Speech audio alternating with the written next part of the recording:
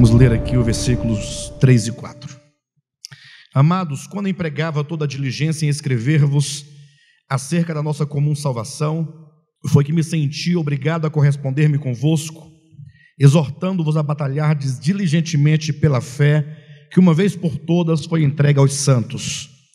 Pois certos indivíduos se introduziram com dissimulação, os quais desde muito foram antecipadamente pronunciados para esta condenação, homens ímpios que transformam em libertinagem a graça de nosso Deus e negam o nosso único soberano e Senhor, Jesus Cristo. Queridos, com essa mensagem de hoje, nós chegamos ao quarto fundamento. Nós temos apresentado aos irmãos, demonstrando nos versículos 3 e 4, como que Judas, quando nos fala acerca da fé que de uma vez por todas foi dada aos santos, ele elenca pelo menos 4 pontos que são de extrema importância para nós compreendermos aquilo que ele chama, ou aquilo que o Novo Testamento chama de a fé neotestamentária, ou como está em Filipenses capítulo 1, versículo 27, a fé evangélica. Entenda a evangélica enquanto a fé concernente ao evangelho, e não evangélica ou evangélico no sentido do movimento, né, desses últimos 2 séculos. Então ele coloca 4 pontos fundamentais. Ele coloca a fé que vem de Deus, a fé da salvação. Ele coloca a própria salvação como um ponto que ele discute. Ele coloca também a graça, que nós falamos na última ministração, e coloca agora então, por fim,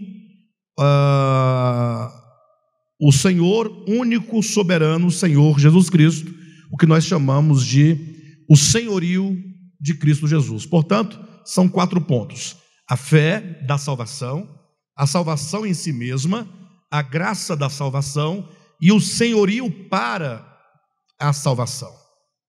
Compreender a salvação de Deus requer que nós compreendamos esses 4 pontos. Então, os irmãos que ainda não assistiram, não ouviram os 3 primeiros pontos: a fé da salvação, a graça da salvação e a salvação em si mesma, assistam no nosso canal lá no YouTube. Os irmãos terão acesso a essas ministrações. E hoje queremos falar um pouco acerca do senhorio de Jesus Cristo, ou do senhorio de Jesus Cristo para a nossa salvação. Veja que no versículo 4, Judas coloca assim, olha, verifique novamente: pois certos indivíduos se introduziram com dissimulação, os quais desde muito foram antecipadamente pronunciados para esta condenação, homens ímpios que transformam em libertinagem a graça de nosso Deus e negam o nosso único soberano e Senhor Jesus Cristo. Portanto, esses homens maus de que fala Judas, que correspondem ao joio que fala Jesus na parábola do trigo e do joio, Mateus capítulo 13, esses homens, eles não somente transformam a graça em libertinagem, como também eles negam o senhorio de Jesus Cristo. Pense você então que a graça de Cristo, uma vez que se prega a graça sem a obediência ao evangelho, cai então no que o apóstolo aqui chama de libertinagem. A libertinagem é quando se prega a graça de Deus destituída do senhorio de Jesus Cristo. Então, quando falamos sobre o senhorio de Cristo, esse talvez seja um dos pontos mais relevantes, um dos pontos mais evidentes, até porque com esse senhorio de Cristo nós vamos resgatar o sentido da graça que opera em nós, a graça que nos educa, e vamos recuperar a fé orgânica que ela gera uma ação dentro de nós. Quando nós falamos de senhorio, é importante que nós lembremos de algo fundamental. Falando do senhorio de Cristo, devemos lembrar que há o reino de Deus, e em oposição ao reino de Deus, há o que Paulo aos Colossenses chama de império das trevas. Ou seja, quando nós falamos sobre o senhorio, temos que partir desses 2 pontos: entender o que é o reino de Deus e entender o que é o império das trevas. Interessante que em nenhum lugar da Bíblia você vai encontrar a expressão reino das trevas. Você vai encontrar a expressão império das trevas, porque tratando-se de reino, só há um reino: é o reino do nosso Deus, é o reino do eterno. Agora, tratando-se do inimigo, o inimigo de Deus, que se opôs a Deus, que se rebelou contra Deus, ele passa então a ter um império. E é preciso que nós entendamos que a palavra império, se você abrir a sua Bíblia rapidamente na epístola de Paulo aos Colossenses, capítulo 1, leia comigo o que Paulo fala sobre o império das trevas. Capítulo 1 de Colossenses, versículo 13 e 14. Diz assim: Deus nos libertou do império das trevas e nos transportou para o reino do Filho do seu amor, no qual temos a redenção. Veja que essas informações são de grande importância, porque tratando-se da salvação, Paulo coloca como que nós estávamos sob o império das trevas. Essa é a condição de todos os homens, está sob esse império, né, de Satanás, e sendo nós então transportados. A salvação consiste em sermos transportados do império das trevas para o reino do Filho do amor, em quem nós temos a redenção. Então veja que nós temos aqui duas coisas muito importantes: nós sermos transportados, sermos arrancados do império das trevas, transportados para o reino do Filho, em quem nós temos a redenção. Ou seja, nós fomos redimidos, nós fomos resgatados, nós fomos tirados desse império das trevas e levados para o reino do Filho. Agora observe que a palavra império, aí na sua Bíblia, se você procurar um léxico do grego, a palavra correspondente é exousia. Exousia é uma palavra que significa influência. Ou seja, a grande verdade é que todos os homens, por causa da queda, eles já nascem debaixo do pecado, eles já nascem debaixo do império, da exousia das trevas, ou que seja da influência. A palavra exousia é a influência que as trevas exercem na mente e no coração de todos os homens. É basicamente o que Paulo diz aos Efésios capítulo 2, quando ele diz: estando vós mortos nos vossos delitos e pecados. É a condição do homem, totalmente sepultados nos delitos, totalmente mergulhados nos pecados, como o apóstolo continua dizendo, nos quais andastes outrora, segundo a inclinação da carne, segundo as inclinações dos pensamentos. Éramos por natureza filhos da ira, e nós andávamos segundo o curso do mundo, segundo o príncipe da potestade do ar. Ou seja, as trevas exercem forte influência no coração do homem, na mente de todos os homens que nasceram de Adão. Por isso que é tão fácil e é tão simples o homem simplesmente ser levado pelo curso do mundo. Essa palavra curso também ela implica como se fosse um rio caudaloso, um rio com muitas correntezas. Então imagine se você jogar qualquer objeto dentro de um rio caudaloso, no meio de uma correnteza, aquele objeto ele não terá nenhuma dificuldade em seguir o curso natural daquele rio. Assim é o homem nascido no pecado. Ele naturalmente, nesse curso do mundo, sob a influência das trevas, para ele tudo que diz respeito às trevas é algo muito natural. Por isso que nós devemos pensar profundamente acerca da nossa consciência e acerca do nosso coração.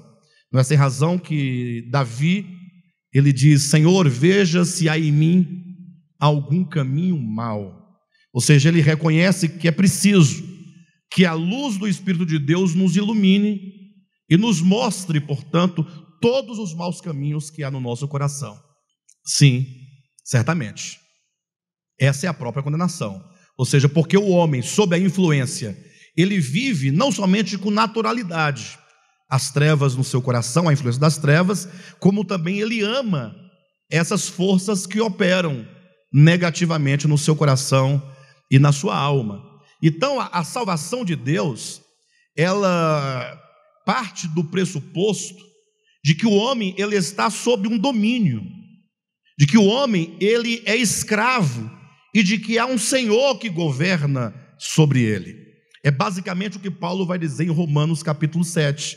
Ele diz que o querer o bem estava nele, ou está no homem, Só que toda vez que o homem tenta ou procura corresponder à vontade de Deus, ele encontra em sua carne, tratando-se do seu ser, ele encontra uma outra lei que guerreia contra a lei do seu entendimento e o faz prisioneiro do pecado e da morte. Então os homens são, de certo modo, cativos.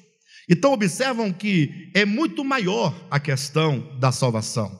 Não é meramente uma questão de você não beber, não fumar, ou não dançar, ou não comer este ou aquele tipo de comida, ou beber esta ou aquele tipo de bebida.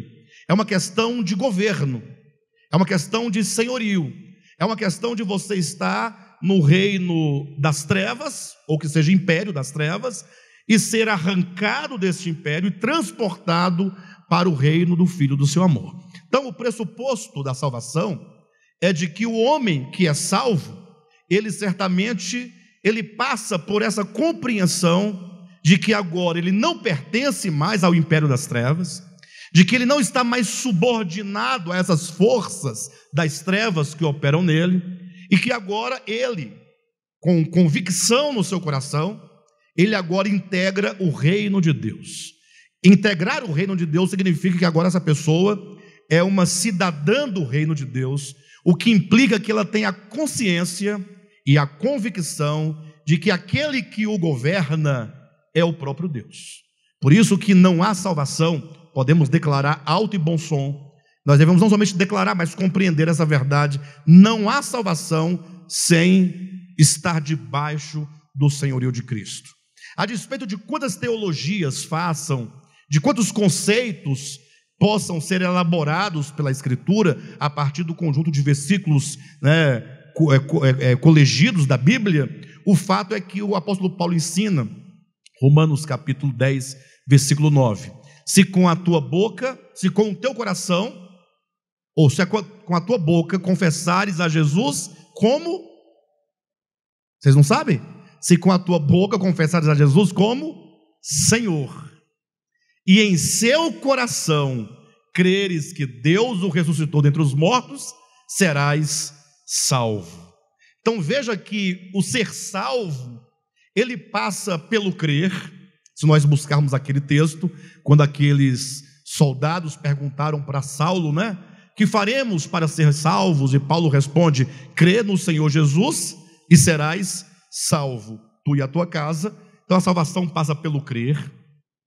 Esse crer não é simplesmente crer em fatos históricos, mas crer que este que veio é o Verbo encarnado, que se fez homem, que morreu na cruz para sofrer uma morte vicária no lugar do pecador, para lhe perdoar todos os pecados.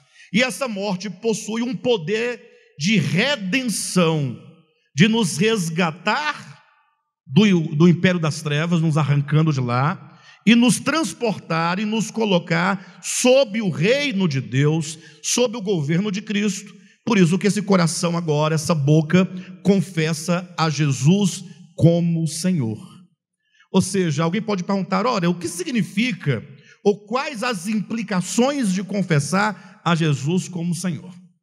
Interessante que usam Jesus Cristo ao Senhor até como slogan de igreja, de ministérios, Jesus Cristo ao Senhor. Mas qual é a profundidade disso? A despeito de o quanto nós falemos com os lábios, se nós não confessarmos a Jesus como Senhor, de nada vale escrever Jesus ao Senhor, falar Jesus ao Senhor.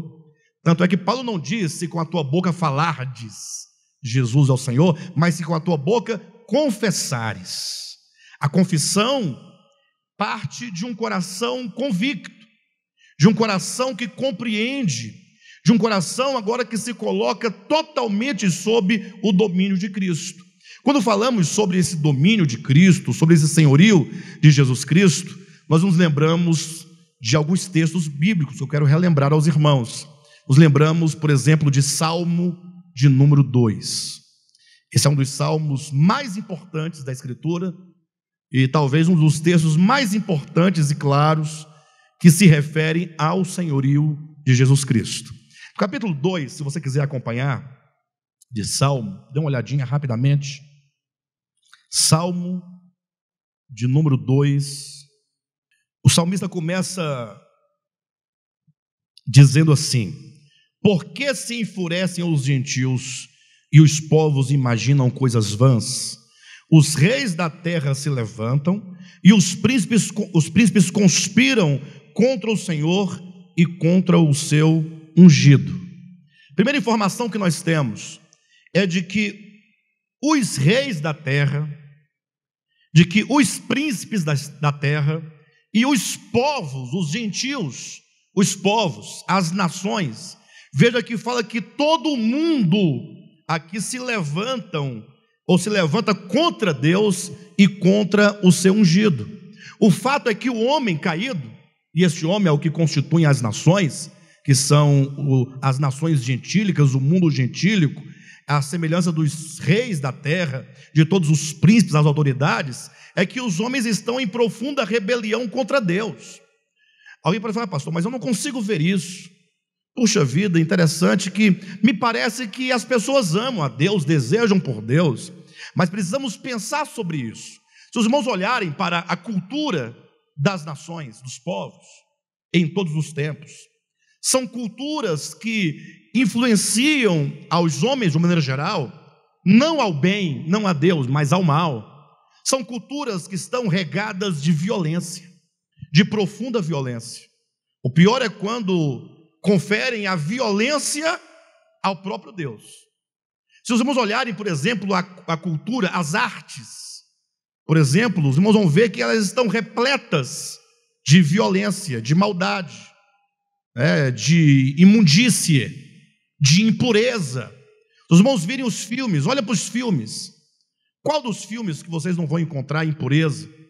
Não vão encontrar adultério, prostituição, assassinato, estupro e tantas coisas mais. E de tudo isso os homens gostam, os homens amam. O próprio esporte também está cheio de disputa, de violência. Nós vemos às vezes, puxa, vai lá, 2 times vão jogar no estádio, ali há 2 torcidas, e ao cabo daquele jogo, ou mesmo antes, as torcidas saem em defesa, não sabe lá de quê, mas cometendo violência uns contra os outros. Ou seja, a terra está cheia de maldade, está cheia de violência, desde a cultura do homem, as artes, aos filmes, a própria política, cheia de corrupção. Ou seja, não importa se os homens não declaram verbalmente que estão contra Deus, desde que no coração os homens amem mais as trevas do que a luz. Basta que os homens amem mais a violência do que o amor. Basta que os homens se entreguem mais à sua própria consciência caída do que buscar a Deus. E veja que o Salmo de número 2 continua dizendo que os gentios, os povos, os reis, os príncipes, eles conspiram contra Deus, o Senhor, e contra o seu ungido, dizendo: rompamos os seus laços e sacudamos de nós as suas algemas. Ou seja, eles dizem assim: nós não queremos estar presos, estar ligados ao Criador. Queremos nossa própria vida. Nós não queremos ser conduzidos. Imaginem vocês o que foi a grande rebelião da Torre de Babel. Pensem vocês que Deus criou o mundo. Se você começar a ler ali Gênesis capítulo 1, capítulo 2, este mundo criado, ele se corrompeu por causa da queda do homem. O homem se tornou pecador, porque ele negou a Deus, negou viver por meio da árvore da vida, passou a viver por meio do seu próprio conhecimento. Qual foi o resultado? Gênesis 6, a terra se encheu de violência. Qual foi a consequência desse encher a terra de violência? Foi o dilúvio. O dilúvio veio sobre a terra como um juízo fatal, como um juízo proveniente da responsabilidade do pecado do próprio homem. Mas Deus separou uma família e deu seguimento à humanidade. Não foi isso? Mas tão logo aquela família saiu, família de Noé, chamados pós-diluvianos, eles cresceram, se multiplicaram, até que um homem chamado Nirode se levantou quando ele percebeu que os homens estavam se espalhando, que na medida que aquela nova humanidade crescia, os homens iam se afastando, procurando outros lugares, e ele percebeu que afastando-se os homens uns dos outros, eles se tornavam fracos. Foi aí que Nirode fez uma proposta. Ele chamou todos, fez uma grande assembleia e disse: nós não podemos nos separar, nós temos que construir uma cidade para ficarmos juntos, para termos força. E o grande argumento de Nirode era exatamente este: como pode, porque nós estávamos vivendo a nossa própria vida, Deus simplesmente destruiu os nossos pais? O argumento seria esse: Deus não permite que o homem viva a sua própria vida do jeito que ele quer viver. Por isso que veio o dilúvio. Então nós devemos nos armar contra o Criador, porque caso ele queira novamente nos destruir, todos nós juntos teremos força o suficiente para encararmos o Criador e para nos revoltarmos contra ele, lutarmos contra ele e o vencermos. Por isso nós vamos construir uma torre tão alta cujo topo chegue aos céus, e ainda que ele envie outro dilúvio, nós poderemos nos refugiar no alto da nossa torre. Não sabia Nirode, como não sabem até hoje a maioria dos crentes, que o dilúvio não é um juízo ativo de Deus. Ou seja, Deus não é aquele ser, como muitos pensam, que ele fala assim: olha, eu vou dar para você uma chance, se você fizer tudo certinho, você irá bem, se você não fizer tudo certinho, eu vou te matar. Infelizmente eu vou te matar. Te mato primeiramente afogado na água, e depois eu pego a sua alma e taco num tacho de fogo fervendo, para você ficar ali pelos séculos dos séculos, sendo atormentado por aquelas chamas. Na verdade, todos os juízos de Deus são juízos passivos. Nós vamos falar isso com maior propriedade quando entrarmos nos versículos 5 em diante de Judas, né? Até agora estamos no versículo 4. Não sabem as pessoas que o juízo, que seja o dilúvio, ou que recaiu sobre Sodoma e Gomorra, ou qualquer outro tipo de juízo mencionado na Escritura, são juízos da parte de Deus? Sim, mas são juízos previstos pela própria lei que Deus determinou sobre a criação. Ou seja, quando o homem ele transgride a vontade de Deus, quando o homem vive contrário à vontade de Deus, os seus pecados vão corrompendo a criação. Onde é que diz isso? Romanos capítulo 8, diz que a própria criação geme angustiada, não por causa de si mesma, mas por causa daquele que a sujeitou. Quem foi que sujeitou a criação à corrupção? Foi o homem, porque o homem criado por Deus, criado para governar e dominar sobre a criação, quando ele cai, ele sujeita toda a criação que a ele estava sujeita à consequência ou às consequências do seu pecado.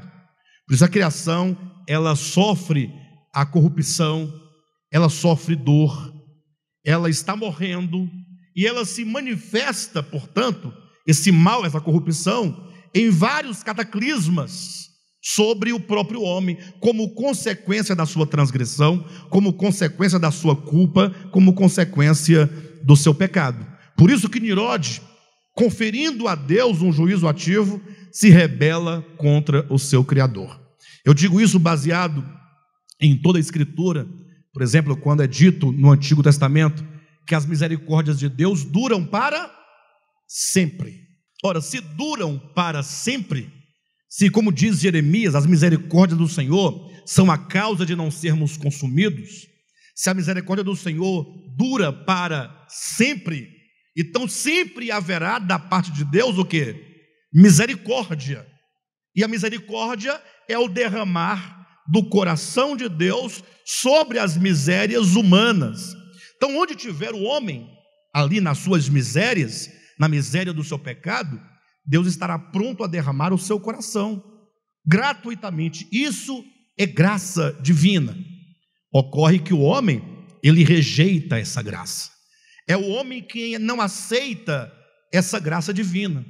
E da parte de Deus ocorre exatamente, nós vamos encontrar lá em Mateus, por exemplo, quando Jesus Cristo, Mateus capítulo 23, os últimos versículos, quando Cristo vai chegando ali na parte alta de Jerusalém, ele olha toda a cidade ali embaixo, em seguida ele seria preso, seria morto, seria crucificado, e ele diz: Jerusalém, Jerusalém, que matas os profetas e que apedrejas os que te foram enviados. Quantas vezes, olha o que ele diz, eu quis cobrir vocês, ou colocar vocês debaixo da minha proteção, como a galinha faz com seus pintinhos, mas vocês não quiseram. Ou seja, eu sempre estive aqui graciosamente para vos salvar, mas vocês não quiseram, e por isso eu vos digo, aí vem o juízo proferido: desde agora esta casa ficará deserta, e não ficará aqui pedra sobre pedra que não seja derrubada. Então nós vemos o juízo previsto em razão da não aceitação por parte do homem de Deus, e Deus dizendo: olha, eu sempre quis acolher vocês, eu sempre quis proteger vocês e salvá-los, mas vocês não quiseram. Então, quando o homem não entende essa graça divina, então ele justifica o seu erro, apontando Deus como um Deus mau e cruel, que não podendo suportar o homem, simplesmente ele destrói este homem. Então veja que o livro de Salmos, número 2, fala dos gentios, fala dos povos, dos reis, dos príncipes, que conspiram contra Deus, dizendo que não querem viver por meio de Deus. Veja que no versículo 6, do mesmo capítulo de Salmos, diz assim: eu, porém, palavras de Deus, constituí o meu rei sobre o meu santo monte. Ou seja, o Cristo de Deus, ele está constituído desde sempre. Isso faz parte da economia de Deus, do plano de Deus, que todos os homens devem estar debaixo desse senhorio, esse senhorio do rei de toda a terra, do rei dos reis. Mas acontece que nem todos os homens querem estar debaixo desse senhorio.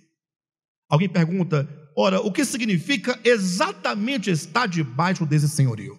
Eu quero, portanto, apresentar alguns pontos a vocês, para os irmãos entenderem o significado de não somente crer que Cristo é o Senhor, não somente falar com os lábios que Cristo é o Senhor, e mais de confessá-lo como Senhor para a nossa salvação. O primeiro texto está em Romanos capítulo 1. Aqui os irmãos terão uma ideia como que as nações, como que os homens não querem estar debaixo desse senhorio de Jesus Cristo. Romanos capítulo 1, versículo 18 em diante. Acompanhe na sua Bíblia. Paulo diz: a ira de Deus se revela do céu contra toda a impiedade e perversão dos homens que detêm a verdade pela injustiça.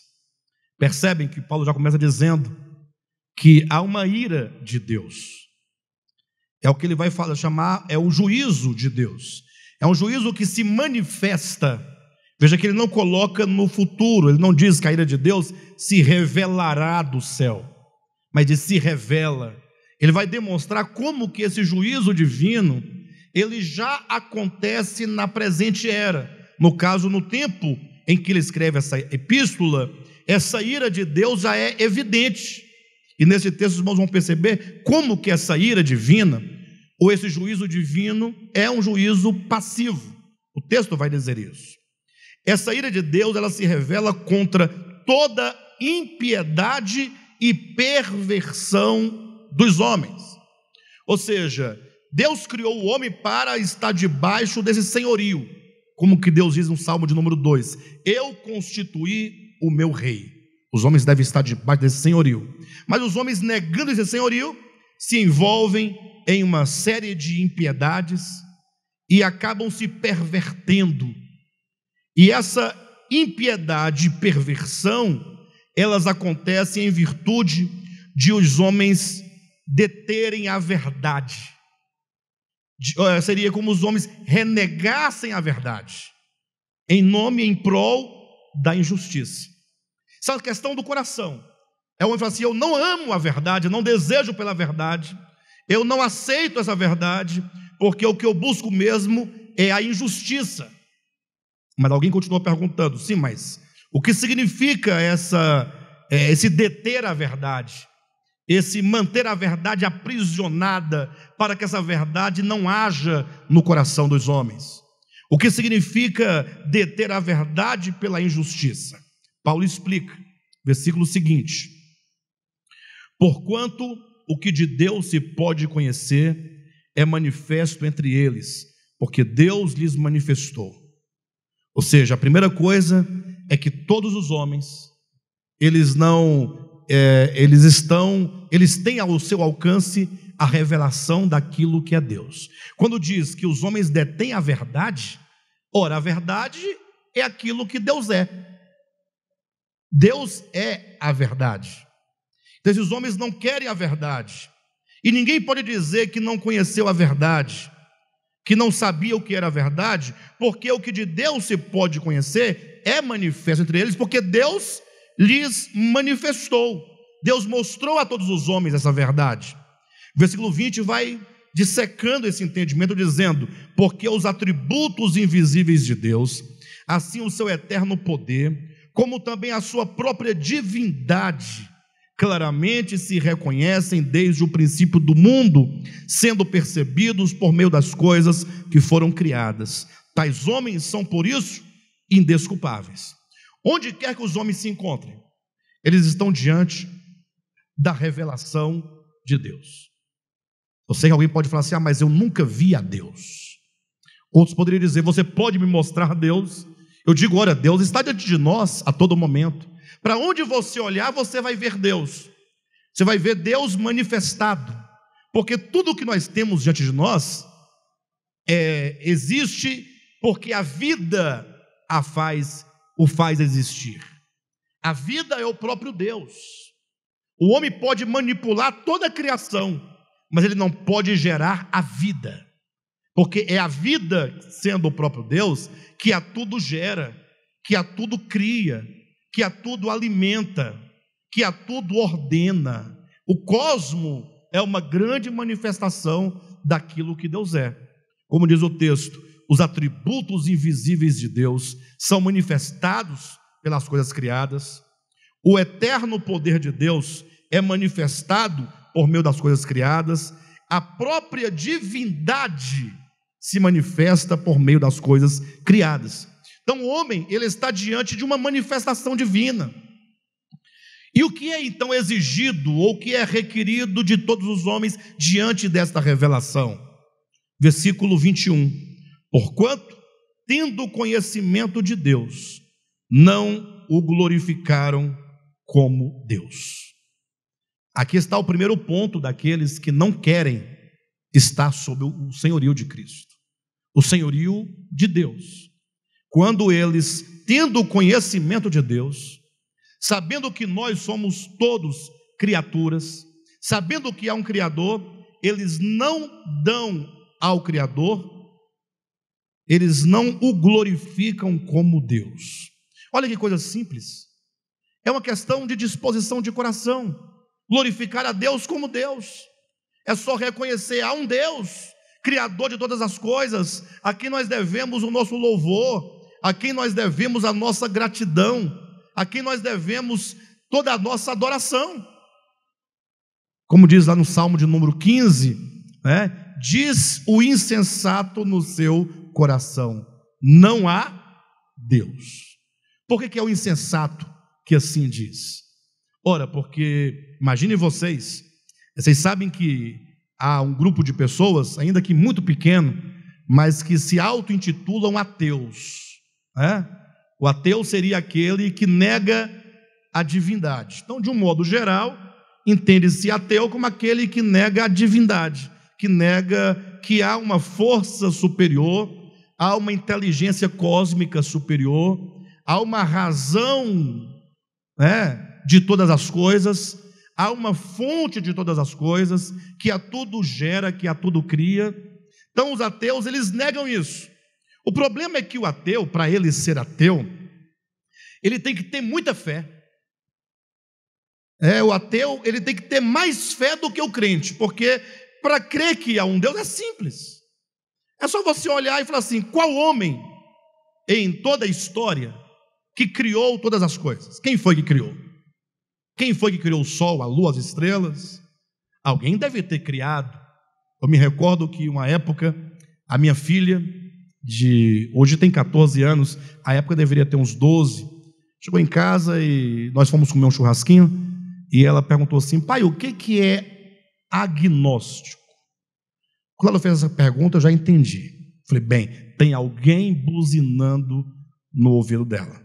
Uma criança de 12 anos vai assim: o que é agnóstico? De onde vem essa pergunta?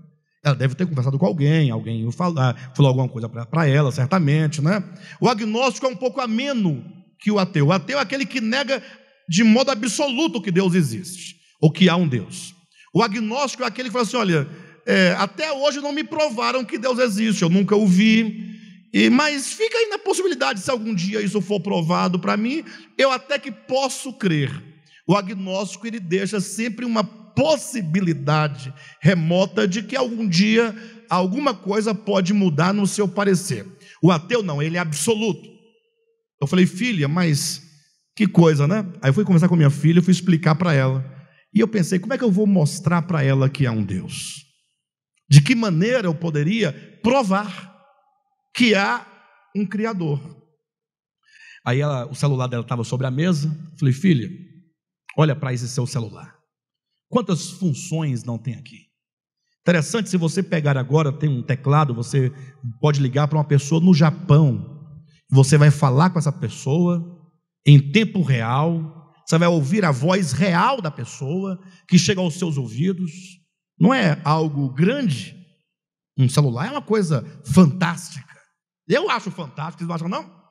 Eu acho uma coisa extraordinária, né? Você escreve um texto do WhatsApp e chega na mesma hora para a pessoa, uma imagem, um vídeo. Poxa, que coisa fantástica, né?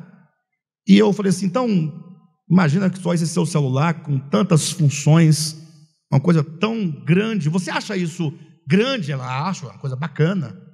Agora, deixa eu te falar uma coisa. Se eu te dissesse que esse celular ninguém fez, não existe uma engenharia por detrás dele, não existe alguém que pensou o telefone, que pensou a internet, que pensou o WhatsApp, ninguém, é tudo mentira. Muito menos há uma indústria chamada Samsung, digamos, que fabricou isso aqui, e nem uma loja que vendeu para você. Isso aqui aconteceu o seguinte, né? Do nada aconteceu, um dia ele apareceu desse jeito para você usar. Você acreditaria no que eu estou falando para você? Falou: pai, jamais, não tem como eu acreditar que esse celular apareceu aqui do nada, não é? Ou que um dia havia uma poeira que explodiu e apareceu, deu nisso aqui. Não dá para entender. Ela disse: não dá. Falei: senhora, se você não acredita que esse celular veio do nada, porque é impossível pensar que essa mera inteligência, ou pseudo-inteligência, porque a inteligência é o eterno, não é? Aqui é apenas um reflexo muito pálido da inteligência refletida no homem que agora criou o celular com todas as suas funções. Se eu não acredito que isso aqui veio do nada, como é que eu vou acreditar que o homem, o ser humano, com todas as suas faculdades psíquicas, emocionais, vontade, coisas que nós mesmos não compreendemos, veio do nada? Quando eu vou pensar que o cosmos, com toda a sua biodiversidade, com toda a sua beleza, veio do nada. Eu só acredito que um ateu fala sério mesmo se o ateu me falar: eu também acredito que isso aqui veio do nada. Se ele falar que é possível que um celular venha do nada, é lógico que não tem como dizer eu acredito que veio do nada, porque todos sabemos a origem. Você pode, né, pesquisar, saber, desde Graham-Bell, lá para cá, e puxando todas as inteligências que chegou a esse celular, né? Mas o fato é que, se você pensar, mas você acha que seria possível esse celular ter aparecido? Hipoteticamente falando, ninguém vai concordar com você. Então eu também não posso crer que o cosmos veio do nada. Eu não posso crer. Os homens, portanto, eles sabem que há um Deus. Os irmãos me desculpem, amados, porque eu ainda não estou totalmente curado, aí acontece esse tipo de coisa, tá? Bem, mas o fato é que os homens sabem que há um Deus. Os homens sabem, até porque o ateu, ele justifica dizendo que não há um Deus, porque ele nunca o viu, porque ninguém nunca o apresentou para ele, né? De todo modo, o máximo que um ateu pode fazer é reconstruir toda a história da criação ou das existências até o Big Bang. Para trás, ele não tem nenhuma resposta. Se ele nos acusa de sermos crédulos por acreditarmos no que nós não sabemos, porque nunca tivemos um contato literal com a divindade, ou carnal com a divindade, ele também é crédulo, porque ele acredita em algo que ele não sabe. Ele não sabe contar a história antes do Big Bang. Ele não sabe qual é a origem da explosão, até porque uma explosão, Big Bang, a grande explosão, todos sabem que uma explosão é um efeito, e todo efeito tem uma causa. O fato é que os homens não querem confessar a Deus. Sabe por que os homens resistem a confessar a Deus? Porque eles querem viver sem Deus. É aquilo que está lá no Salmo 2: rompamos de nós as suas algemas, e sacudamos as suas algemas e rompamos os seus laços. Eles não querem glorificar, não querem dar o crédito, não querem dar a glória ao Eterno. E não somente o versículo 21 diz que eles não glorificaram a Deus como tal, mas também não lhe deram graças. Quando o homem não reconhece a divindade, o que ocorre? Tornam-se nulos em seus próprios raciocínios, obscurecendo-se-lhes o coração insensato, inculcando-se por sábios, tornaram-se loucos e mudaram a glória do Deus incorruptível em semelhança da imagem de homem corruptível, bem como de aves, quadrúpedes e répteis. Então veja que o Evangelho de Jesus Cristo, que nos traz a salvação, ele começa dizendo: se com a tua boca confessares a Jesus como Senhor. Confessar a Jesus como Senhor é exatamente esse reconhecimento da divindade, de que há um Senhor no universo, e de que se eu sou criatura, eu devo estar totalmente submisso e subordinado ao Eterno, ao Criador. Então, esse reconhecimento, ele passa por esses níveis elementares: reconhecer a divindade, como diz o texto, glorificar a Deus como Deus, e a Ele render graças. Mas não para por aí. Essa aplicação, ela é feita para aqueles que não tiveram acesso ao Cristo de Deus encarnado, aqueles que não tiveram acesso à mensagem do Cristo, porque agora vem o Cristo de Deus, feito homem, andando entre os homens, e ele começa a ensinar aos homens qual é a vontade de Deus. Ora, como é que eu posso me tornar um servo de Deus no seu reino? Como eu posso me tornar um súdito de Deus no seu reino? Como é que eu posso falar que eu tenho um Senhor sobre a minha vida, se eu não conheço a sua vontade? Qual é a vontade do Eterno para mim? Para eu confessá-lo como Senhor, teria que fazer como Saulo de Tarso. Quando caiu prostrado no caminho de Damasco, ele disse a Cristo, o Cristo ressurreto: o que queres que eu te faça, Senhor? Essa é a posição de todos aqueles que entenderam que o Cristo ressurreto é o Senhor. O que queres que eu te faça? Para tanto, eu tenho que conhecer a vontade de Deus. Há um texto interessante na Bíblia, muito interessante, que poucos perceberam esse texto. Eu quero que os irmãos leiam comigo. 2 Tessalonicenses, capítulo 1. Capítulo 1 de 2 Tessalonicenses, versículos 6 em diante. Se de fato é justo para com Deus que Ele dê em paga tribulação aos que vos atribulam, e a vós outros que sois atribulados, alívio juntamente conosco, quando do céu se manifestar o Senhor Jesus com os anjos do seu poder, em chama de fogo, tomando vingança contra os que não conhecem a Deus e contra os que não obedecem ao Evangelho de nosso Senhor Jesus. Veja que novamente falando sobre o juízo de Deus, Paulo coloca, tomando vingança contra os que não conhecem a Deus.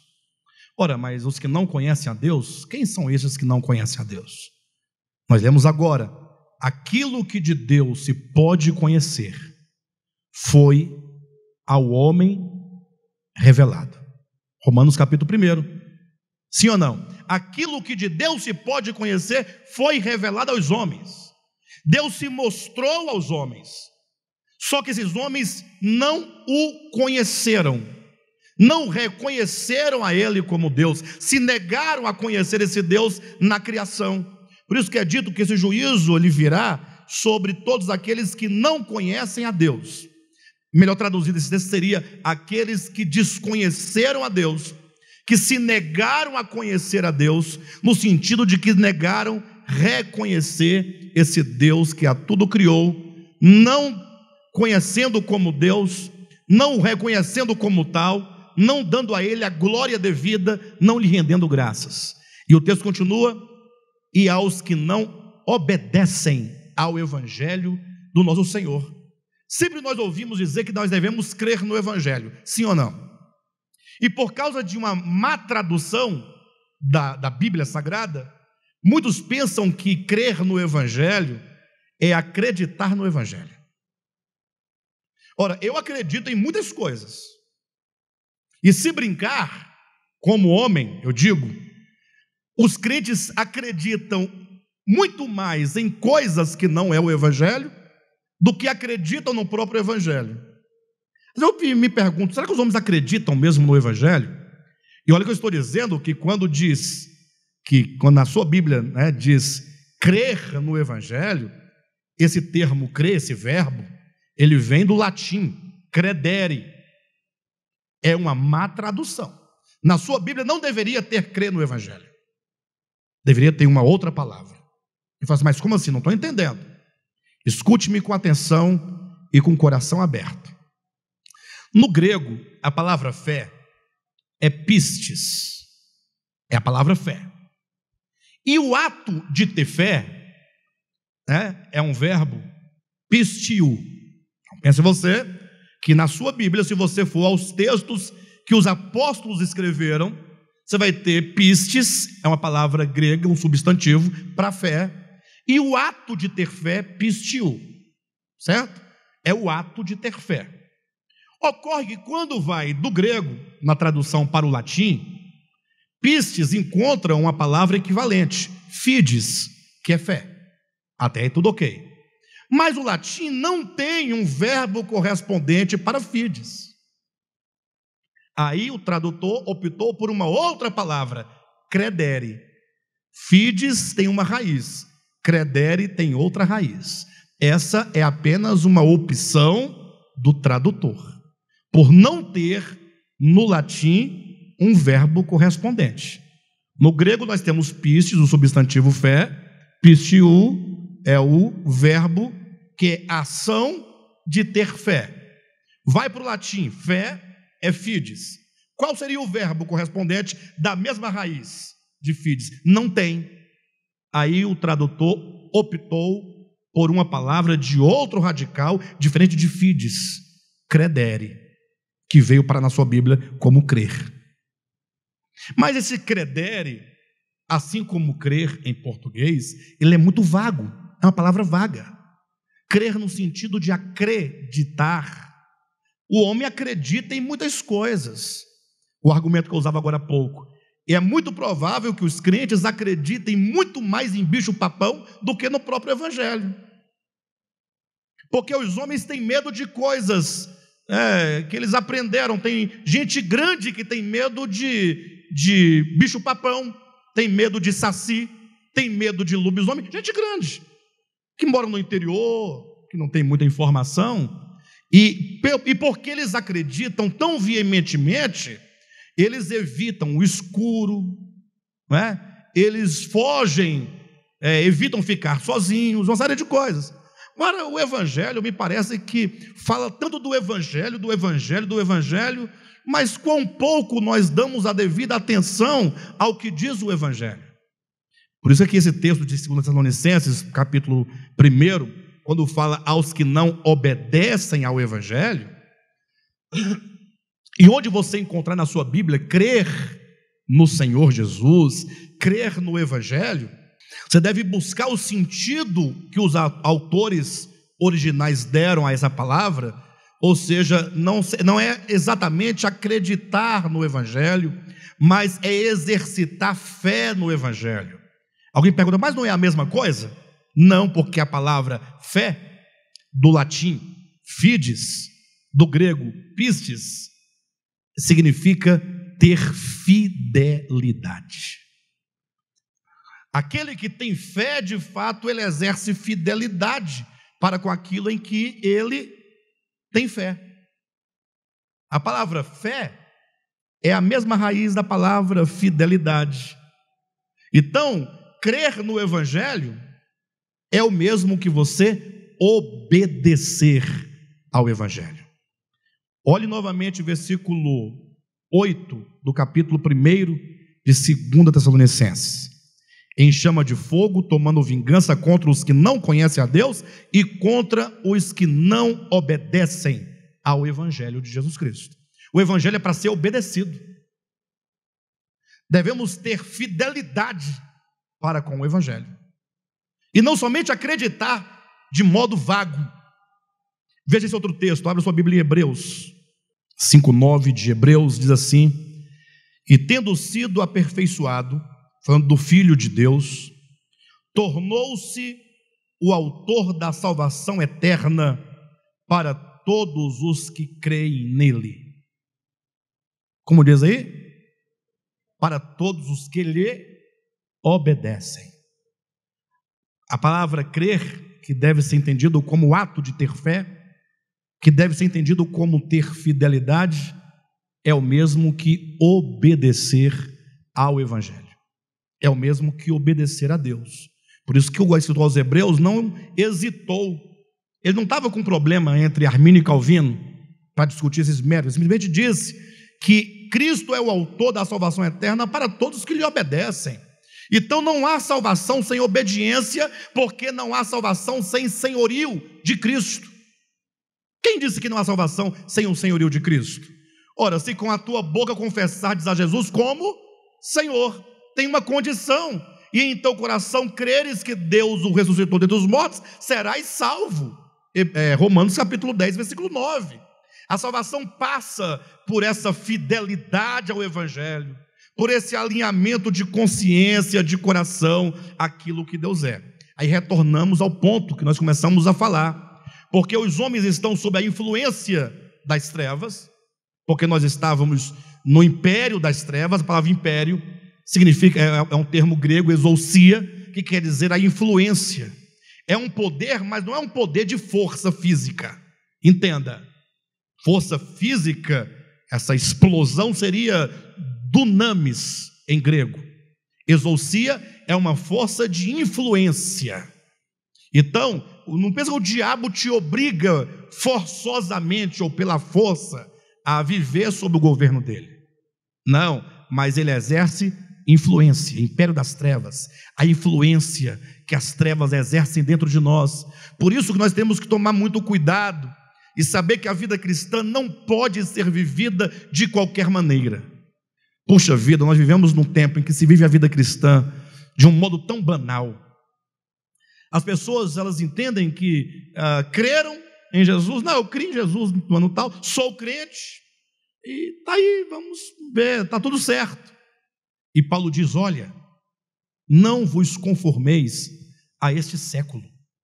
Ou seja, esse século, como curso deste mundo, é uma influência constante, é uma força de influência que procura moldar os nossos pensamentos, o nosso coração, a nossa consciência aos ideais das trevas. Ou seja, vida cristã é uma luta diária, é uma luta constante contra essas forças espirituais que atuam nas regiões celestiais da consciência humana.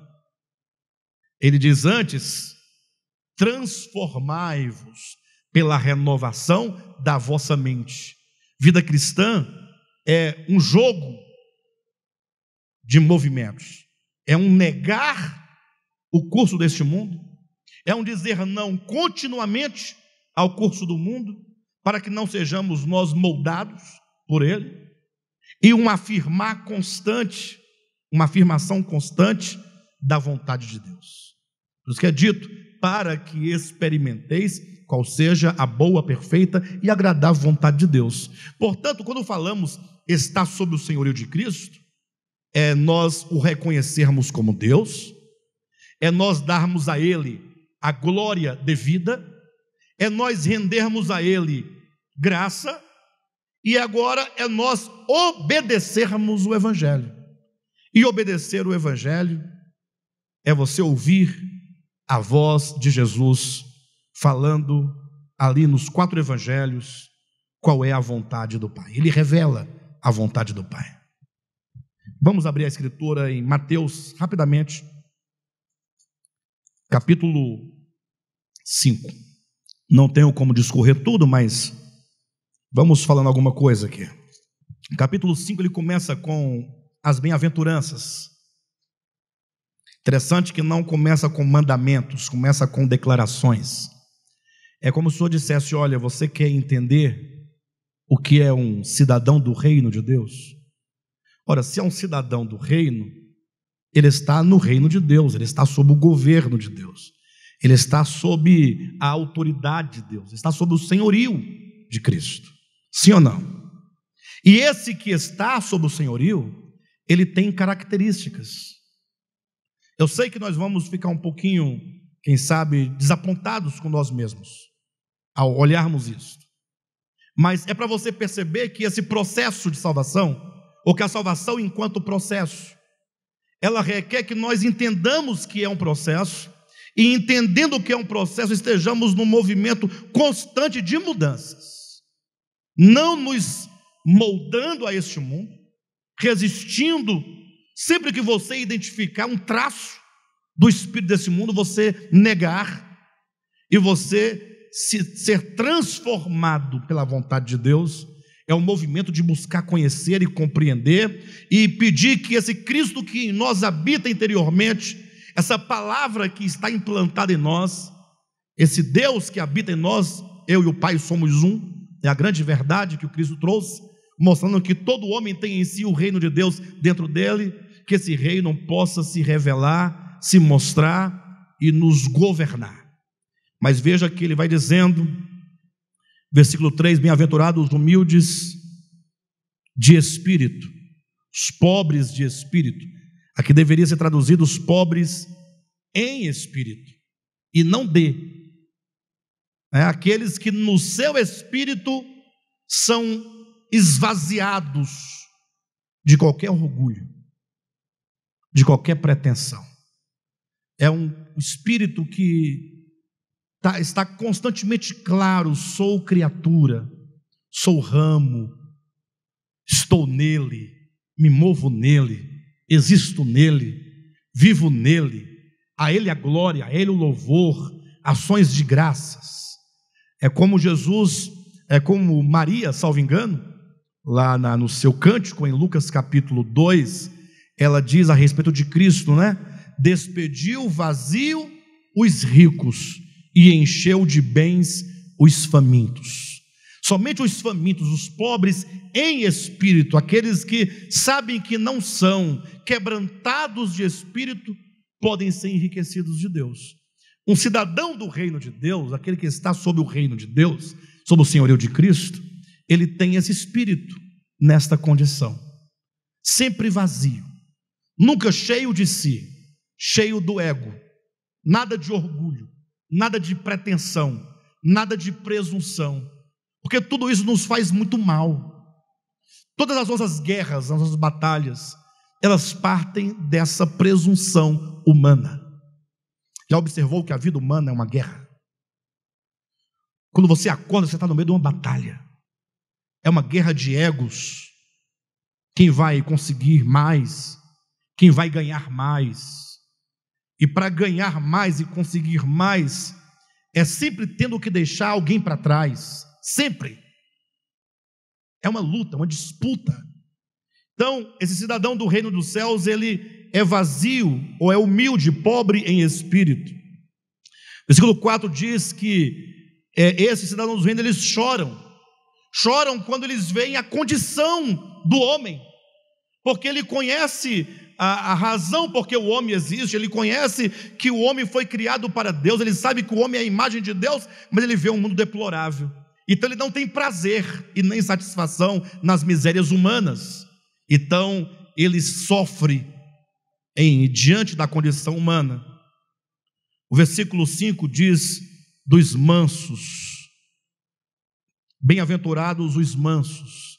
Esses mansos são aqueles que não usam a sua força natural para conquistar nada, eles estão sempre na base da fé, sabe que tudo vem de Deus, sabe que o Pai é aquele que alimenta, aqueles que não usarão jamais de violência, porque eles entendem que a violência é a grande arma do homem caído contra o outro. Versículo 6 fala daqueles que têm fome e sede de justiça, porque estes que são do reino de Deus, do senhorio de Cristo, eles sabem que neste mundo não impera a justiça. Eles têm fome, eles têm uma esperança, um anseio, eles vivem na expectativa de que o Senhor Jesus, ele instaure definitivamente no coração de todos os homens este reino, para que haja justiça, para que haja igualdade, para que haja equidade. Não há no coração de um cidadão do reino de Deus nenhuma satisfação com o mundo atual. Se você é desses que está conformado com a atual condição dos homens e do mundo, você certamente deve estar sob a influência das trevas. Versículo 7 fala sobre os misericordiosos. O 8 fala sobre os limpos, olha, de coração. O 9 fala sobre os pacificadores, aquele que está pacificado com Deus, aquele que está pacificado consigo mesmo. E porque ele tem paz com Deus e paz consigo mesmo, ele pode promover a paz. Ninguém poderá promover a paz se primeiramente não estiver pacificado consigo mesmo e pacificado com Deus. Pacificado com Deus é você saber que você tem acesso a esse tabernáculo, você pode entrar no Santo dos Santos, pelo vivo caminho que nos foi aberto, pela morte de Cristo. E esse lugar santíssimo, no qual nós podemos entrar pela graça, talvez é o lugar menos frequentado pelo homem, porque esse lugar não é no céu. Paulo diz que nós devemos entrar no Santo dos Santos, então é possível entrar no céu lá em cima. Eu acho que não é possível, não é? A não ser que alguém morra ou seja arrebatado, a não ser que nós entendamos que esse santuário, que tem um átrio, que tem um santo lugar, que tem o Santo dos Santos, seria uma referência à esfera da carne, o átrio, esse corpo físico. Seria o santo lugar uma indicação da nossa alma, onde estão nossas vontades, nossas emoções, mas há o santíssimo lugar onde está a presença de Deus. Agora, será que nós vivemos pelo menos no átrio, que é o corpo? Ou será que nós vivemos no deserto? Porque a ideia do santuário é o deserto, adentrando a primeira porta nós estamos no átrio, a segunda porta no santo lugar, a terceira porta estaríamos no Santo dos Santos. Será que nossa vida não é um acesso constante a tudo que é material e fora de nós? Nossa casa, nosso carro, o dinheiro, as coisas, a piscina, o churrasco, a mansão, as coisas que estão aí. Porque às vezes nem do corpo, que é o átrio, nós cuidamos direito. E nossas emoções que vivem afloradas para o átrio, vivemos também muito pelas emoções, pelos sentimentos, mas entrar no Santo dos Santos, se você está pacificado com Deus, você pode, e isso é o princípio da oração, é você mergulhar no seu interior, no mais profundo do seu ser, sabendo que a sua íntima essência é Deus. Eu sei que alguns vão dizer, pastor, mas está dizendo então que você tem que se voltar para si mesmo, não é para Deus? É o problema que os homens têm Deus projetado para fora deles. E Deus está dentro de mim. Não há lugar mais íntimo onde encontrar Deus do que dentro de mim mesmo. Afinal, foi o próprio Jesus quem disse: o reino de Deus está fora de vós. Não foi que ele disse? O reino de Deus está para além de Marte.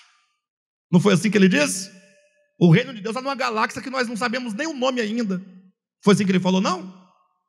O reino de Deus está dentro de vós. Quando então eu paro, quando eu silencio todas as perturbações do mundo externo, todas as perturbações do meu corpo e mesmo da minha alma, e me encontro no silêncio, em comunhão com esse Cristo que habita o Santo dos Santos, desse tabernáculo vivo que nós somos, eu estou na base e na ação da oração. Felizmente as pessoas falam tanto de oração, crente fala muito de oração, mas o que é oração para eles, senão palavras que saem da garganta para fora, gritando a tal ponto de quererem alcançar com a sua voz um Deus que está numa galáxia distante. Por isso que eles gritam. Quando Paulo diz orai sem cessar, ele sabe que isso significa estar em profunda comunhão com Deus, no interior do seu espírito, nesse silêncio. Ter paz com Deus é também estar pacificado consigo mesmo. E agora esses que assim estão pacificados com Deus e consigo mesmos, podem pacificar outros. Mas é por isso que nós nos envolvemos em tanta confusão. Puxa vida. Chego na casa de alguém, está lá a confusão armada. Confusão entre marido e mulher. Aí, quando eu entro, esse eu aqui é um eu lírico, tá? Não é o eu Alexandre. Quando alguém chega, aí logo esse eu toma partido. Fala assim, você para mesmo, para disso, você não está vendo não. Por que não orar juntos? Por que não buscar um ponto comum, que é Deus? Por que disseminar inimizades, porfias, contendas? Tem pessoas que querem encher os seus locais de reuniões, que ao invés de pregarem o evangelho, saem procurando pessoas para difamar pastores. Porque se ele conseguir difamar um pastor, e aquela pessoa for tocada pelo veneno, de repente aquele pastor que assim procedeu pode ganhar para si um membro. Interessante, né? O quão distante isso está do evangelho. Obedecer ao evangelho é o que está aqui no capítulo 5 de Mateus, quando no versículo 21 fala sobre o homicídio. Obedecer ao evangelho é você não cultivar no coração nenhum tipo de inimizade. Porque toda inimizade levada adiante, toda inimizade cultivada, ela vai resultar em assassinato. No reino de Deus não tem homicídio. Não tem. Quando diz aqui em Mateus capítulo 22, se você tem um adversário, enquanto você está com ele a caminho, procura estabelecer a reconciliação. Porque se você eventualmente se irá contra alguém, essa ira pode resultar em xingamentos, e por fim, quando faltarem as palavras do xingamento, você pode chegar ao ato do desprezo, e quando você chegar ao ato do desprezo, você matou aquela pessoa. Obedecer ao Evangelho é reconhecer nisso a vontade de Deus, a vontade que os homens estejam reconciliados uns com os outros. Ninguém pode afirmar que está reconciliado com Deus a quem ele não vê, se ele não estiver reconciliado com os homens. Versículo 27 em diante fala sobre o adultério, quando não somente há o ato, mas quando se cultiva no coração a impureza por mulher alheia. Versículo 33 fala então do juramento, no sentido de que, porque nós reconhecemos que nós só somos alguma coisa nele, nós não somos detentores de nada, nem donos de nada, não podemos jurar por nada, porque eu não posso jurar por aquilo que não é meu, nem pela minha cabeça, nem pelos céus, mas eu devo entender que a minha palavra deve ser sempre sim ou não. Isso trata com o engano, trata com a mentira. Versículo 38 fala que no reino de Deus não pode haver nenhum tipo de vingança. Não podemos cultivar nada no coração de retaliação contra um mal que tenhamos sofrido. Versículo 40 e 41 falam que nós não devemos pagar o mal com o mal. Não se paga no reino de Deus mal com o mal. No reino de Deus, sempre que alguém que está sob o senhorio de Cristo sofre o mal, ele retribui com o bem. Sempre com o bem. Enfim, se vocês lerem todo o capítulo 6, 7, você vai observar capítulo 6, versículo 16, ou melhor, versículo 19, fala sobre as riquezas. O tanto que nós somos apegados à riqueza, o tanto que a riqueza ainda nos incomoda, o tanto que nós somos perturbados. Se não tem, você fica perturbado porque quer ter. Quando tem, se perturba porque tem medo de perder. Vivemos sempre numa perturbação constante. E o pior, lutamos para possuir as coisas, e essa luta sempre é em detrimento de alguém. Fazemos do dinheiro um Deus. Então, se você lê o Evangelho de Mateus todo, leia depois, leia os 4 evangelhos, Mateus, Marcos, Lucas, ouvindo a voz de Cristo lhe falar ao coração. Você fala, pastor, mas eu recebi o Evangelho e eu tenho certeza que a fé que eu tenho no meu coração, ela é genuína. Mas talvez a sua fé, ela esteja talvez muito empoeirada com muitos conceitos do tempo presente. Que tal espanarmos essa fé? Que tal nós começarmos a colocar essa fé em ação, sempre no sentido progressivo, que essa fé cresça cada vez mais, no sentido de que eu devo obedecer a este Evangelho. Mas entenda uma coisa, nós nunca conseguiremos obedecer ao Evangelho se nós não amarmos a palavra. A obediência, ela é fruto do amor. É aquilo que Cristo disse em João, capítulo 14. Se alguém me ama, guardará os meus mandamentos. Por isso que João vai dizer na sua epístola, ora, os mandamentos de Deus não são penosos. Pastor, mas eu acho tão penoso, eu olho para mim.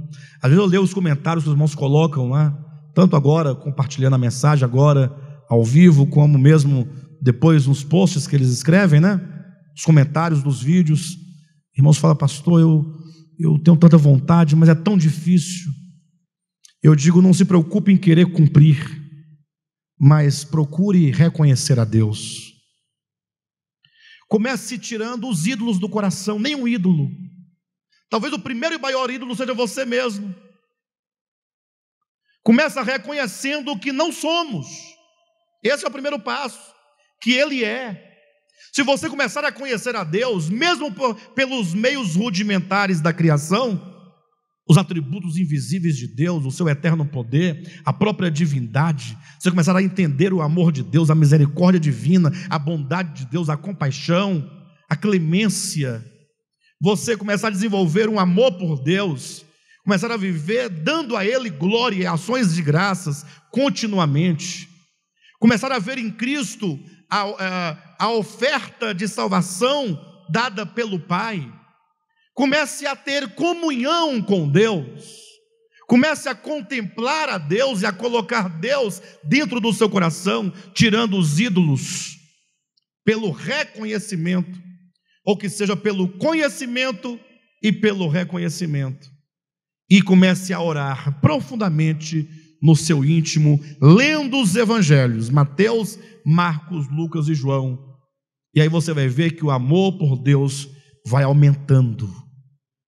Quando aumenta-se o amor por Deus no seu coração, a coisa mais natural será você amar o outro, amar o próximo. E quando você ama o próximo e ama a Deus, toda a lei é cumprida. Porque na verdade a obediência que se requer ao Evangelho é a expressão do amor. Esse amor já está em você. Você não tem que comprar em lugar nenhum.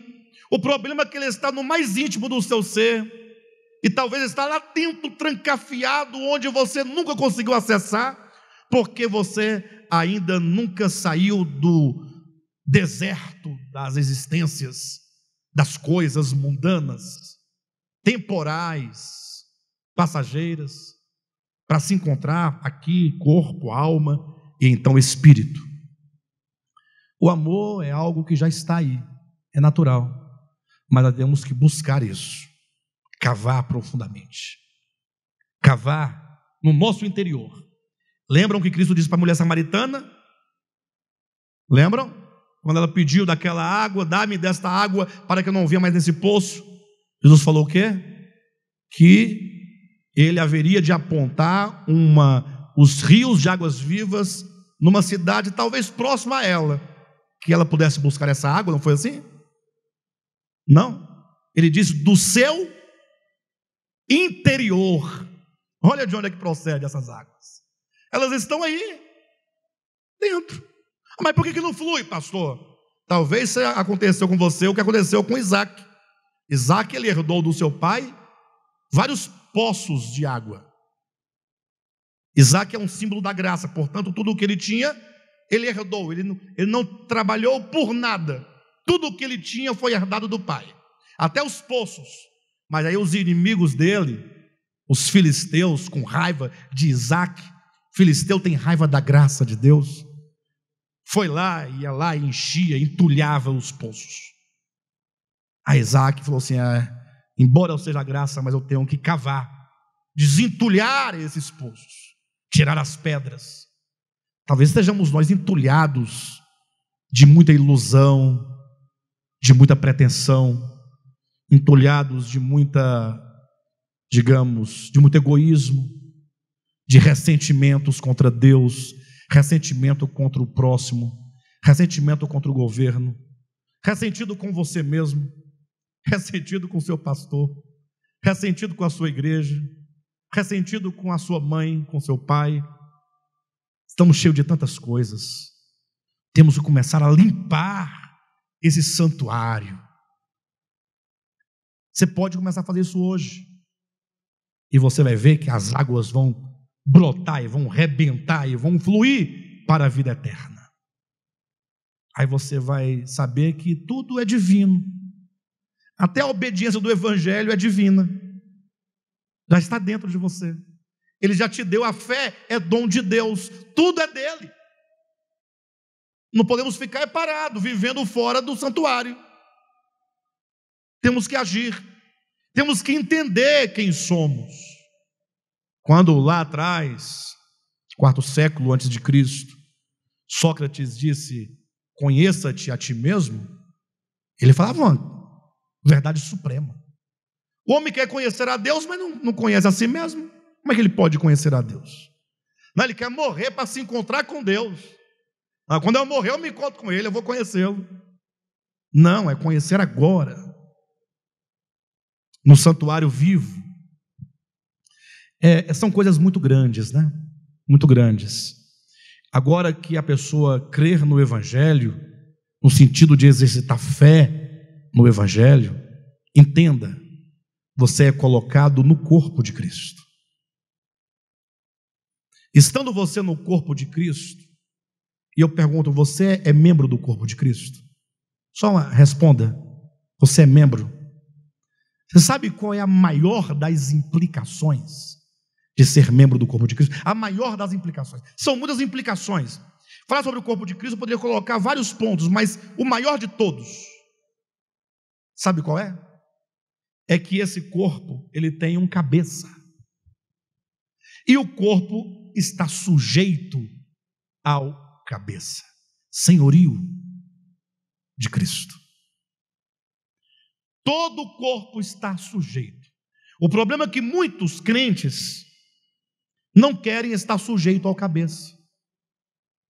O problema é que muitos crentes, eles se colocam debaixo de autoridade humana, de pastores, de padres, de apóstolos, de bispos, mas não se colocam sob o governo de Deus. Obedecem a homens, mas não obedecem a Deus.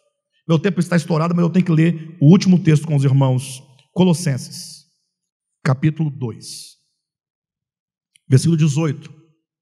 Ninguém, vocês entendem este pronome? Esquece o pronome. Ninguém. O que é ninguém? Ninguém é ninguém. É a tautologia mais clara possível, né? Ninguém. Olha para a pessoa que está do seu lado e diga: ninguém, nem você. Pode falar. Agora olhe para mim, pastor Alexandre, e diga: nem você, pastor Alexandre. Isso. Coloque isso no seu coração. Isso não é rebelião. Cuidado para que ninguém fale: agora pronto, agora. Não. Quando nós estamos no amor de Cristo, nós sabemos reconhecer o outro, respeitar o outro, amar o outro, saber que nas nossas relações humanas nós estamos sujeitos uns aos outros. Aqui é questão espiritual. Ninguém se faça árbitro contra vós outros. Por que Paulo diz isso? Porque não há pessoas que se colocam por árbitros sobre os outros? Não, é porque há. Há muitos que se fazem árbitros, querendo determinar a sua vida, seu andar, seu viver. Pastor, mas tem que ter um regulamento. Tem. Ninguém se faça árbitro contra vós outros, pretextando humildade. A pessoa que quer se fazer árbitro, o seu juiz, ele vem com pretexto de humildade. E essa humildade diz assim: não, é porque eu oro muito e Deus falou comigo. Se ele falou com você, também fala comigo. Ou não? Ele fala com você e não fala comigo. E se o assunto é comigo, por que ele falou para você e não para mim? Se o problema está acontecendo comigo, ele vai usar o intermediário se eu tenho livre acesso, se ele habita em mim, se ele é o meu Deus, meu Senhor, vai usar agora o intermediário para dominar minha vida? Ninguém se faça árbitro contra vós outros, pretextando humildade e culto dos anjos, baseando-se em visões. Eu vi, Deus mostrou, Deus revelou. Enfatuado, essa pessoa está enfatuada, está inchada de orgulho, de presunção, de pretensão carnal, sem motivo algum na sua mente carnal. Estes que se fazem árbitros dos outros não retêm a cabeça, não estão sujeitos à cabeça que é Cristo, da qual todo o corpo, suprido e bem vinculado por suas juntas e ligamentos, cresce o crescimento que procede de Deus. A maior implicação, portanto, de estar no corpo de Cristo é estar debaixo do senhorio do cabeça que é Cristo Jesus. É falar: sim, Senhor, quero conhecer a tua vontade e que o meu coração seja moldado segundo a sua vontade. Entenda um segredo, e aqui eu vou encerrar com esse segredo. Já falei agora há pouco, mas agora eu estou realçando. Pastor, eu quero conhecer toda a vontade de Deus, a perfeita a boa, perfeita e agradável vontade de Deus. Quem quer fazer isso? Para ser um servo tem que conhecer a vontade, que é boa, perfeita e agradável. Tem que andar segundo essa vontade boa, perfeita e agradável. Sim ou não? Eu quero. Pastor, mas é difícil. Você está numa batalha. O mundo de um lado, não vos conformeis a este século. Sabe quando é que você é conformado a este século? Quando você se deixa levar. Fazer nada é se deixar levar. Se você está numa guerra, numa batalha, você não pode falar, não farei nada, ficarei parado. Você vai morrer. Na batalha contra as forças das trevas, você não pode se deixar conformar a este século. A televisão que você assiste, não é pecado assistir televisão, mas você não pode se expor aos discursos perversos que nos filmes, nas novelas, nos desenhos estão sendo falados, e nós vamos ouvindo sem critério, vamos absorvendo na nossa inconsciência, sem perceber que estão sendo formados conceitos que se manifestarão em atitudes no nosso viver.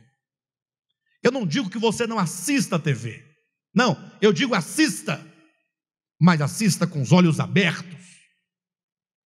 Lá em casa é assim. Lá em casa a gente assiste desenho, assiste filmes, assiste tudo. E eu não gosto muito de filmes, as coisas minhas filhas gostam muito. Eu estou sempre atento. Quando eu vejo algo, eu falo, você está vendo? Sim, o que tem? Qual é o seu critério? Vamos conversar. Vamos conversar. Temos muito para falar sobre isso. Aí falamos. Então você tem que ser criterioso naquilo que você ouve, tem que julgar o que você ouve e tem que estabelecer um limite. O que entra em você, o que não entra, o que te forma, o que te prejudica. Quando você então, nessa guerra, o mundo como uma correnteza quer te levar. Não seja passivo, seja sempre ativo no sentido de perceber onde as forças estão agindo. Quais os setores da sua vida? Nossa vida familiar, nossos relacionamentos são, não raras vezes, o reflexo daquilo que já está dentro de nós. Fiquemos atentos. Em contrapartida, agora positivamente, nós devemos nos transformar. É uma ordem. Transformai-vos. Você tem que ter uma atitude, tem que ser proativo quanto à sua transformação. Pastor, o que eu posso fazer? Leia as Escrituras. Leia o Novo Testamento com atenção. Procure ouvir em cada linha, simples, como Jesus está dizendo, ensinando, que os apóstolos disseram. Quando você medita, reflete nas Escrituras, você está sendo proativo, compreendendo os conceitos divinos, o que ele ensina, o que é reto. Isso entra em você, isso te forma. Tenha comunhão com aqueles que de coração puro invocam o nome do Senhor. Agora, cuidado. Paulo diz que nós devemos seguir com aqueles que de coração puro invocam o nome do Senhor. Como é que eu sei se o coração do outro é puro? Pelas palavras dele, pelos conselhos dele. Se amanhã, digamos que o irmão Amarildo seja cliente do irmão Aldair. Exemplo. Só que eu tenho também um negócio financeiro no mesmo ramo do Aldair. E eu estou doido para ganhar desculpe-me, fugiu o seu nome? O Amarildo por cliente. Eu tenho que tomar o cliente, o Amarildo dele. Como é que eu faço? Me encontro com o Amarildo e falo, você sabia que o Aldair não paga impostos? E se você compra dele, você é cúmplice do erro dele? Espera aí, eu estou agindo aqui corretamente? Então o Amarildo fala assim, esse não tem coração puro. Tem coração puro? Não. Coração mau. Então você tem que estar atento às palavras das pessoas. Esteja atento aos conselhos. Se alguém te dá conselhos maus, lembra do Salmo de número 1, aquele que não anda segundo o conselho dos ímpios. Os ímpios têm conselhos. Se esse conselho não confere com o ensinamento do Evangelho, esse coração não é puro. Então, para você ser proativo na sua transformação, leia as Escrituras, medite nas Escrituras, tenha comunhão com aqueles que de coração puro invocam o nome do Senhor. Congregue, esteja reunido. Toda reunião Deus fala conosco. Toda reunião Deus está nos falando. E quando você ouve, nunca diga, já sei essa mensagem, porque você nunca chega no dia seguinte à sua casa e diz, já comi essa comida ontem. É alimento para nós. Até mesmo Pedro vai dizer na sua epístola que o repetir, o tornar esclarecida, a nossa mente já esclarecida, é segurança para nós. Então a palavra, ela sempre é dita para tornar viva em nós a verdade de Deus. Enfim, eu não vou parar de falar, porque senão eu vou até meia-noite. Tá bom, queridos? Este é o quarto fundamento, o senhorio de Jesus Cristo.